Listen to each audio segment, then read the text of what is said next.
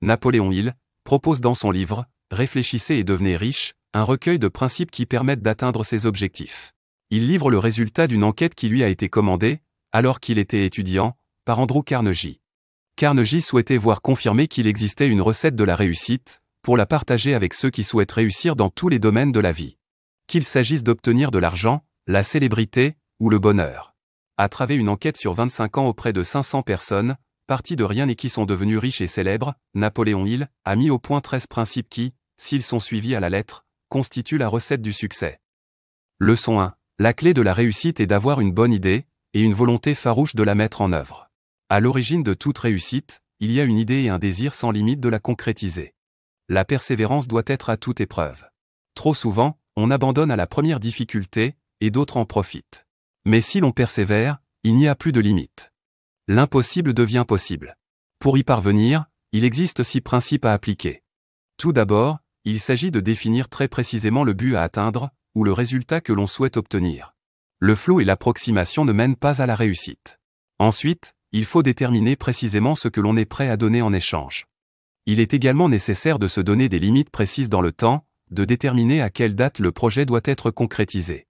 Le 4e principe est de définir un plan, et de se mettre immédiatement à le suivre. Le 5e consiste à mettre clairement les points précédents par écrit.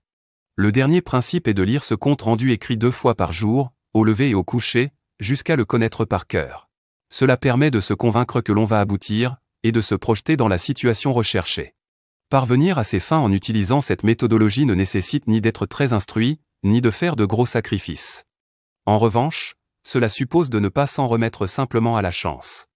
Il faut croire profondément à son rêve, et vouloir le réaliser ardemment pour qu'il se concrétise. Les échecs doivent être considérés comme des étapes vers la réussite. Thomas Edison, par exemple, rêvait d'une lampe électrique. Il ne l'a concrétisée qu'après plus de 10 000 échecs. Et cela s'applique à tous les domaines de la vie. Ainsi, Napoléon Hill, lui-même a eu un fils né sans oreille. Selon les spécialistes, il ne devait jamais entendre, ni parler. Mais à force de persévérance, et grâce à une foi inébranlable dans les capacités de son enfant, il est parvenu à lui donner les moyens d'entendre et de parler.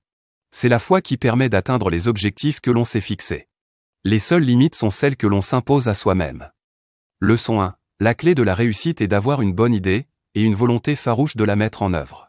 À l'origine de toute réussite, il y a une idée et un désir sans limite de la concrétiser. La persévérance doit être à toute épreuve. Trop souvent, on abandonne à la première difficulté, et d'autres en profitent. Mais si l'on persévère, il n'y a plus de limite. L'impossible devient possible. Pour y parvenir, il existe 6 principes à appliquer. Tout d'abord, il s'agit de définir très précisément le but à atteindre, ou le résultat que l'on souhaite obtenir. Le flou et l'approximation ne mènent pas à la réussite. Ensuite, il faut déterminer précisément ce que l'on est prêt à donner en échange. Il est également nécessaire de se donner des limites précises dans le temps, de déterminer à quelle date le projet doit être concrétisé. Le 4e principe est de définir un plan, et de se mettre immédiatement à le suivre. Le 5e consiste à mettre clairement les points précédents par écrit. Le dernier principe est de lire ce compte rendu écrit 2 fois par jour, au lever et au coucher, jusqu'à le connaître par cœur. Cela permet de se convaincre que l'on va aboutir, et de se projeter dans la situation recherchée. Parvenir à ses fins en utilisant cette méthodologie ne nécessite ni d'être très instruit, ni de faire de gros sacrifices. En revanche, cela suppose de ne pas s'en remettre simplement à la chance. Il faut croire profondément à son rêve, et vouloir le réaliser ardemment pour qu'il se concrétise. Les échecs doivent être considérés comme des étapes vers la réussite. Thomas Edison, par exemple, rêvait d'une lampe électrique. Il ne l'a concrétisée qu'après plus de 10 000 échecs. Et cela s'applique à tous les domaines de la vie. Ainsi, Napoléon Hill, lui-même a eu un fils né sans oreille. Selon les spécialistes, il ne devait jamais entendre, ni parler. Mais à force de persévérance, et grâce à une foi inébranlable dans les capacités de son enfant, il est parvenu à lui donner les moyens d'entendre et de parler. C'est la foi qui permet d'atteindre les objectifs que l'on s'est fixés. Les seules limites sont celles que l'on s'impose à soi-même. Si vous aimez nos vidéos, n'oubliez pas de vous abonner et d'activer les notifications, pour être averti de l'apparition de nouvelles vidéos.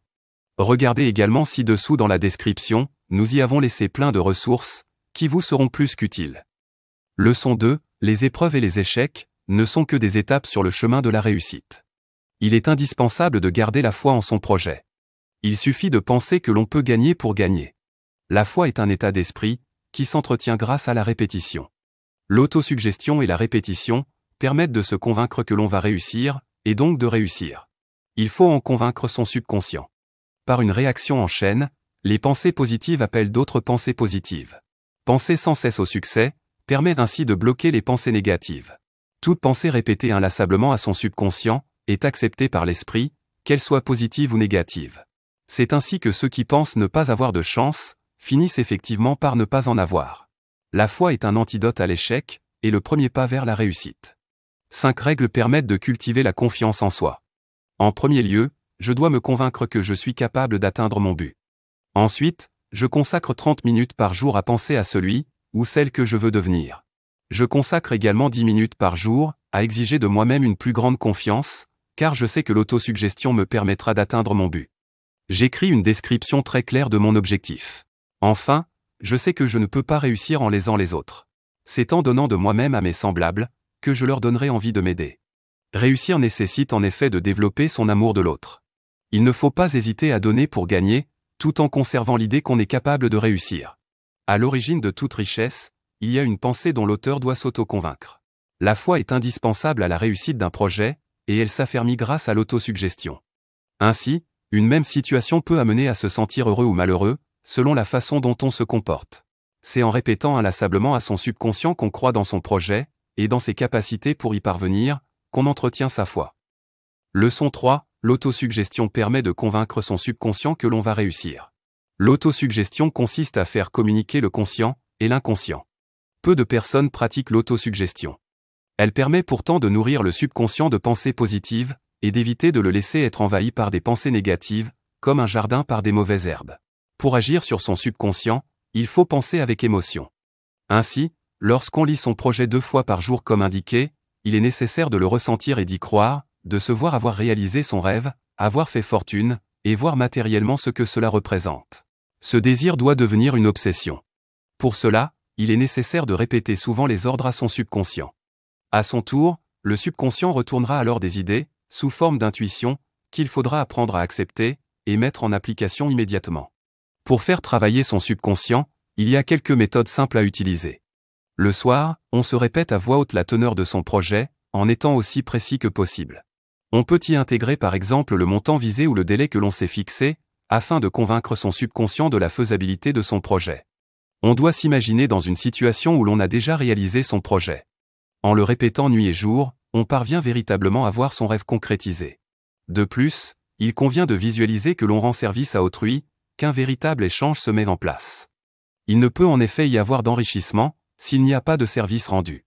On peut également placer une copie de son plan d'action à un endroit bien visible, le lire en se réveillant et le soir avant de se coucher. L'homme peut être maître de son destin, s'il prend conscience du pouvoir qu'il possède d'influencer son subconscient. Leçon 4, la connaissance ne s'acquiert pas qu'à l'école. L'important n'est pas de savoir beaucoup de choses, mais de savoir utiliser ce que l'on sait. La culture générale telle qu'elle est enseignée dans les écoles, ne sert à rien si l'on n'apprend pas à l'utiliser et à l'organiser. Elle s'oppose à la spécialisation, qui, elle, consiste à savoir où trouver les connaissances dont on a besoin, et comment les utiliser dans son plan d'action. Ce n'est que comme cela que l'on s'instruit véritablement. D'ailleurs, un certain nombre de personnages qui ont fait fortune ne sont pas, ou peu aller à l'école. Ainsi, Henry Ford n'a fréquenté l'école que 6 mois, et Thomas Edison n'y est allé que 3 mois. Henry Ford considérait qu'il n'avait pas besoin de tout connaître, dans la mesure où il avait su s'entourer de personnes qui savaient ce que lui ne savait pas. Il existe différentes sources d'inspiration, pour choisir une spécialisation en rapport avec le projet qui mènera à la réussite. Une fois ce projet établi, il est impératif d'avoir ou d'acquérir un minimum de connaissances spécifiques du produit, ou du service qui doit vous apporter la fortune. Pour y parvenir, il y a en premier lieu l'instruction et l'expérience personnelle de soi-même et celle des autres, ce que l'on appelle le cerveau collectif. Enfin bien sûr, il y a les établissements scolaires, les bibliothèques et les cours spéciaux, cours du soir, par correspondance, etc. Quel que soit leur mode d'acquisition, ces connaissances n'auront de valeur que dans leur utilisation. Le principe des cours payants offre l'avantage sur l'école d'ajouter une motivation supplémentaire pour être assidu. Le souhait de ne pas avoir perdu l'argent que l'on y a investi. Il ne faut pas perdre de vue qu'il n'est jamais trop tard pour apprendre, et que l'on peut toujours vendre une idée, si l'on ne se sent pas capable de vendre le produit fini. Beaucoup de personnes ne cherchent pas à s'élever dans la hiérarchie de leur entreprise par manque d'ambition, par peur, ou sous de faux prétextes.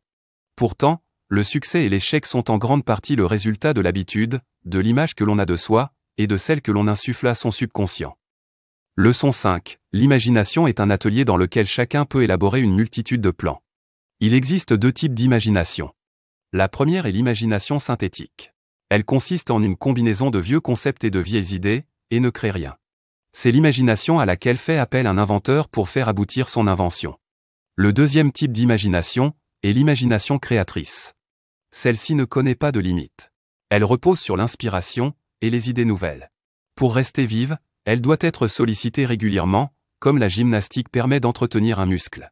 Le désir est un élan de la pensée qui génère une forme d'énergie, et l'idée, qui fait appel à l'imagination, est le point de départ de toute réussite. Une grande réussite se construit quand un créateur d'idées et un vendeur d'idées se rencontrent. Le manque d'imagination est à l'origine de nombreux échecs. Parfois, il suffit d'une combinaison de nouvelles idées, sans invention particulière, pour gagner des millions, à condition que l'intention de départ soit précise et réponde à une demande identifiée des clients potentiels. Ainsi, un libraire a fait fortune en remarquant que les livres qui se vendaient le moins dans sa boutique étaient ceux qui avaient une couverture banale. En changeant simplement les couvertures, et en les rendant plus attrayantes, il a multiplié ses ventes. Un autre exemple est apporté par un employé, Asa Candley, qui acheta, avec toutes ses économies, la formule d'une boisson médicamenteuse à un médecin. Il eut juste l'idée d'ajouter à cette formule un ingrédient supplémentaire. L'imagination. Cela fit sa fortune, et bien au-delà, il venait d'inventer le Coca-Cola. Une intention bien identifiée, appuyée sur un plan détaillé, permet de faire fortune, à condition de venir en réponse à des demandes précises. En conjuguant l'imagination synthétique et l'imagination créatrice, rien ne peut résister à la réalisation d'un plan suffisamment construit et élaboré. Leçon 6. Un projet ne peut aboutir que s'il repose sur une planification bien établie, et s'il est mené par un bon dirigeant. Personne ne peut réussir seul, car personne n'a suffisamment d'instruction, d'expérience et de talent pour y parvenir. Il faut donc savoir s'entourer des bonnes personnes, celles qui pourront nous aider à atteindre notre but, qui constitueront le cerveau collectif. Pour cela, il convient de s'interroger sur ce que l'on pourra apporter à chacun en échange de sa collaboration, et multiplier les réunions avec les membres de ce cerveau collectif, au moins 2 fois par semaine, jusqu'à ce qu'un plan précis soit élaboré. Si le plan échoue, il faut garder en tête que cet échec est un tremplin vers une nouvelle tentative qui, elle, réussira. La défaite doit rendre plus fort, et personne ne peut avancer dans la réalisation d'un projet sans connaître d'échec. Pour qu'un projet réussisse, il faut un dirigeant. Un bon dirigeant a confiance en lui, et sait être courageux. Il a également une bonne maîtrise de lui-même, et un certain sens de la justice. Ses décisions sont sûres, ses plans sont précis, et il sait s'attacher aux détails. Il a l'habitude de faire davantage que les autres, et a une personnalité irréprochable. Il sait faire preuve de sympathie et de compréhension, et favorise la collaboration au sein de ses équipes. En toutes circonstances, il assume ses responsabilités. Enfin, il exerce ses fonctions en favorisant la sympathie et le consensus, plutôt qu'en développant l'autoritarisme. Il existe un certain nombre d'erreurs qui peuvent mener les dirigeants à l'échec, comme par exemple la négligence des détails. Personne ne peut s'occuper de tout, et tout connaître dans le moindre détail. C'est pourquoi il est nécessaire de savoir s'entourer, et se décharger sur des collaborateurs efficaces. Un bon dirigeant ne doit pas hésiter à faire n'importe quelle petite tâche, qu'il demande en temps normal à ses collaborateurs, si c'est nécessaire. Il ne doit pas vouloir être payé en fonction de ce qu'il sait, mais par rapport à ce qu'il fait. Il doit aider ses collaborateurs à progresser, sans avoir peur d'être concurrencé par eux. Il ne doit pas manquer d'imagination, ni revendiquer le travail effectué par ses subordonnés. L'intempérance et l'égoïsme sont des défauts contre lesquels il doit se prémunir.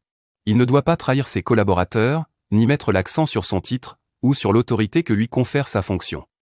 Leçon 7. Réussir demande d'avoir la capacité de prendre rapidement des décisions, et de s'y tenir. Il existe un point commun entre toutes les personnes qui ont fait fortune. Elles témoignent d'une réelle capacité à prendre rapidement leurs décisions. Ainsi, Henry Ford changeait très rarement d'avis, au point d'être parfois qualifié d'obstiné. Ceux qui échouent ont souvent besoin de beaucoup plus de temps pour prendre une décision que pour en changer. Il est indispensable de ne pas être trop influençable.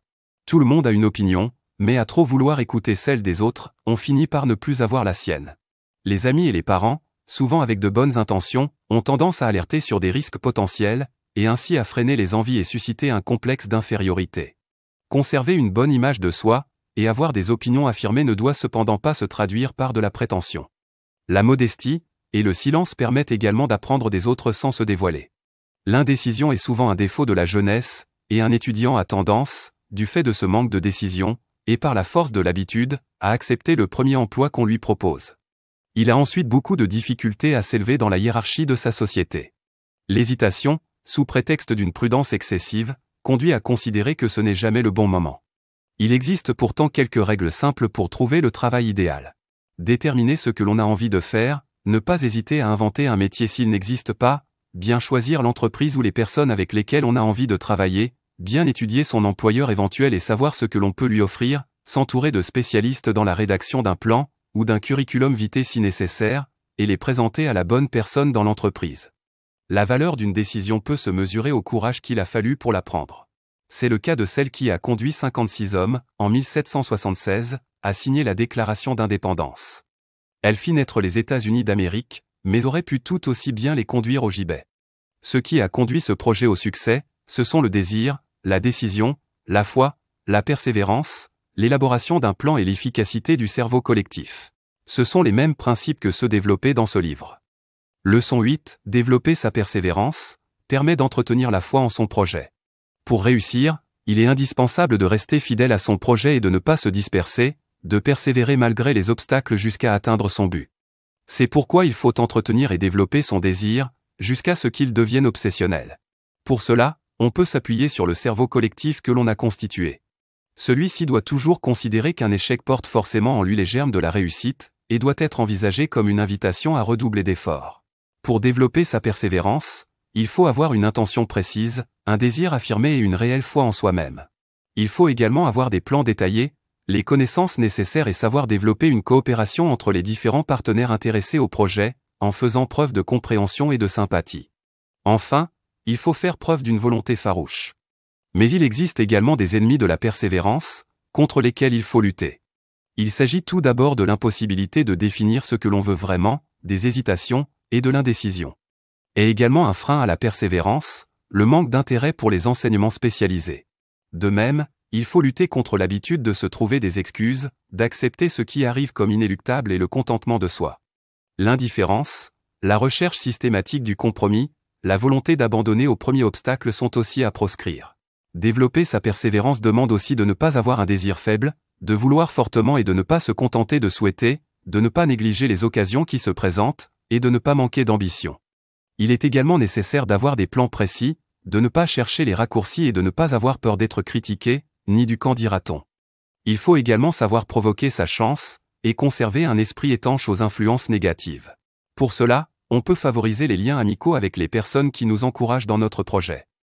Leçon 9. En sachant s'entourer des bonnes personnes, on multiplie ses chances de réussite. Pour faire fortune, posséder un certain pouvoir est indispensable. Ce pouvoir s'acquiert par la connaissance, une connaissance que l'on doit organiser et toujours développer, tout en l'utilisant intelligemment. Pour obtenir cette connaissance, source du pouvoir, il faut apporter beaucoup de soin à la constitution du cerveau collectif. La mise en place d'un cerveau collectif consiste à associer deux personnes ou plus pour progresser. Lorsqu'on crée un cerveau collectif, il faut veiller à ce qu'il soit constitué de personnes performantes mais aussi bienveillantes. Quand deux personnes s'unissent pour travailler dans un esprit d'harmonie, cela développe une énergie spirituelle. Cette énergie constitue le noyau du cerveau collectif. Deux personnes qui travaillent ensemble sont bien plus efficaces que deux personnes qui travailleraient chacune de son côté. Cela constituait le principe secret d'Andrew Carnegie, qui s'était ainsi entouré d'une cinquantaine de personnes triées sur le volet, et très performantes dans le domaine de l'acier. Outre l'avantage économique que ce groupe lui a procuré, il a également bénéficié de l'avantage psychique que constitue cette réunion de différents esprits. Toutes les grandes fortunes ont suivi ce principe. Henry Ford était l'ami intime de Thomas Edison, et il commença à réussir dans sa conquête de la richesse quand il s'associa avec deux hommes particulièrement intelligents et performants dans leur domaine. Harvey Firestone et John Burroughs. En effet, cette méthode permet d'utiliser davantage d'intelligence que celle que chacun possède individuellement. Chacun tire profit de l'énergie des autres, ce qui lui permet d'augmenter la sienne. Une banque d'énergie est ainsi constituée. Elle libère le pouvoir du cerveau collectif. Si l'on sait bien s'entourer, ce pouvoir permet de développer une intelligence quasi infinie, avec l'aide de l'imagination créatrice. Cette expérience collective peut également s'enrichir dans n'importe quelle bibliothèque municipale, ou par des études et des recherches. La connaissance ainsi acquise peut constituer un réel pouvoir si elle est assortie de plans précis, qui débouchent sur des actes concrets. Leçon 10. Savoir contrôler puis transmuter l'énergie qui réside dans le désir sexuel permet d'augmenter son pouvoir. La transmutation peut être définie comme la transformation d'un élément en un autre. Le désir sexuel est un pouvoir conducteur que l'on peut transformer en une formidable énergie créatrice.